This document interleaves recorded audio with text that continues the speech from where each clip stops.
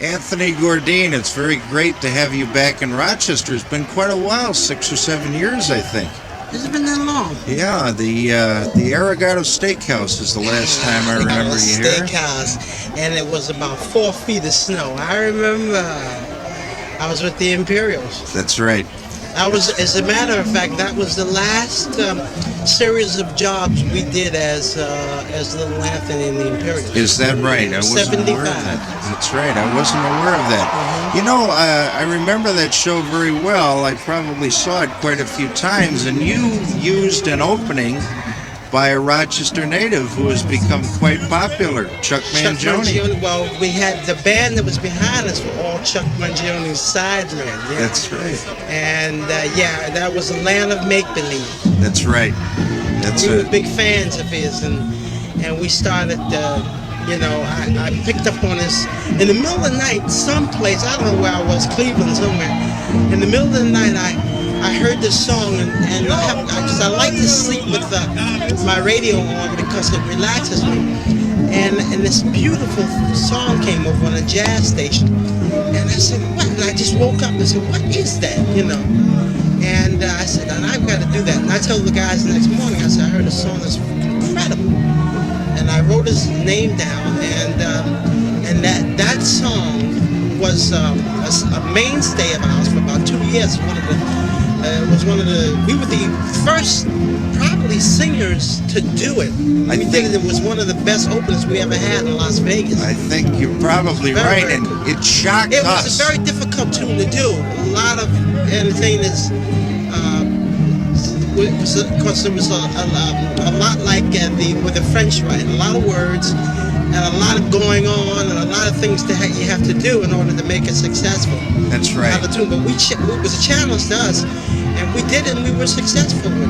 That's good, and it was excellent. We loved it very much. You were into vocal groups way back. You were with the DuPonts and the Chesters before the Imperials, and I think most people are not aware of that.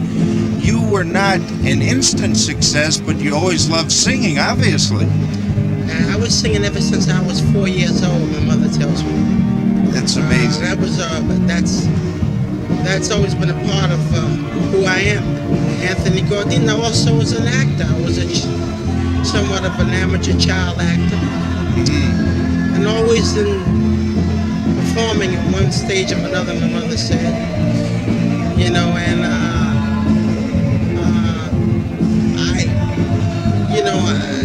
Like when I sung out of high school, it was a natural form of relaxation for me. Mm-hmm. And I never looked at it as something that I was going to do. Someday I would be a big star and all this kind of thing you read about. But it was a natural form of living for me. Mm-hmm. And it just progressed, one stage after another. Well, we have been the lucky ones to have been the recipients of that progression, because in 1958, of course, that summer, I remember Tears on My Pillow. I remember hearing it everywhere and loving it, and I love the other side, too, to this day. We weren't supposed to do that song. We had a song that one of the guys wrote, Ernest wrote, Cha-Cha Henry, and he wrote Just the Kinds of People in the World, and we thought that was going to be the cut, but George Goldman, bless his heart, who was long past, was the president of N Records, and he decided that he had to have one more song. He just felt this particular song that he had called Tears on My Pillow. He heard something in it, and we had heard it once and didn't like it.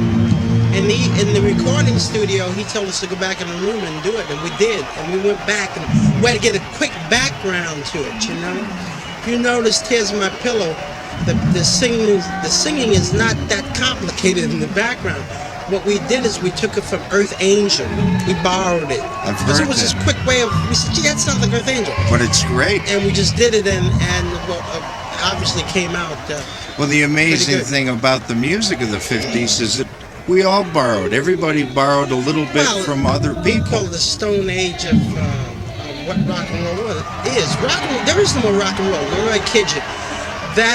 that was a lot of people just, nobody knew what they were doing. Nobody really knew. It was an exciting sort of backbeat, and that's all it was. And people were doing anything they wanted to do, you know, and everybody was borrowing from everybody else. Nobody really had a handle on it. But the unique thing about us, I think, was a little bit different for us is that we got caught up in a thing that was a little bit different than the other groups. We got into the vaudeville end of it. As we were recording, we were also working in what we call the Chitlin circuit in those days. We were working some very, very fine people who gave us a lot of knowledge into entertainment, what entertainment was about.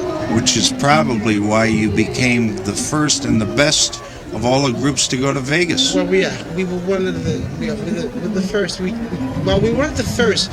There were others that barnstormed before us and that were great, but we were the first of the rock and roll series to go into Vegas and be successful at it. It was a mainstay there for 10 years. Now the group itself had actually two separate types of careers. They had the 50s career with the group harmony and so forth, and then you met Teddy Randazzo. And yeah, I want to really clarify something. When people say we were a 50s group, I decline this. We really weren't, because you see, when we came out, it was the end of it was 58. In 59, I only had Tears in My Pillow. 59, Shimmy, Shimmy, Ko Bop. 60, really. Shimmy, Shimmy, Ko Bop came out. It was the 60s. right. And all of our hits were. I mean, from 64 all the way down to 68. That's what we, you know. And if Right. you want to look, if you document it, then that's where all of our major records were. Of course, Tears in My Pillow didn't sell a million, but Going on Our Heads in this first initial first copy sales was 2 million. That's amazing. Hurt So Bad was well over 1 million. So from a standpoint of what was the most popular, it was really the 60s. Yet for some reason or other, I guess this mystique about the 50s, and we just happen to be the tail end of it, the end of it, that people tend to think that that's where we spent most of our time. And it's, I know. I'm quite sure of that.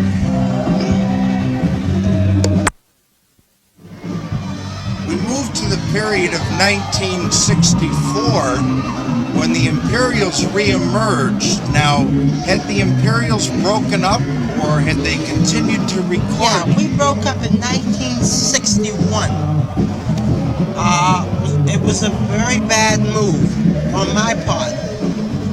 But on the other hand, it was the thing that changed the whole outlook and attitude of the Imperials as far as performance is concerned. What I mean is that they had to make a living, and they went up into the Catskills, started working the bar circuit, and consequently they had to change their style and delivery, because they were working bungalows. And little old ladies, man, they didn't know for what rock and roll. So what they did was they began to study, and they got with a man by the name of Kenny Seymour, who was really a fine writer.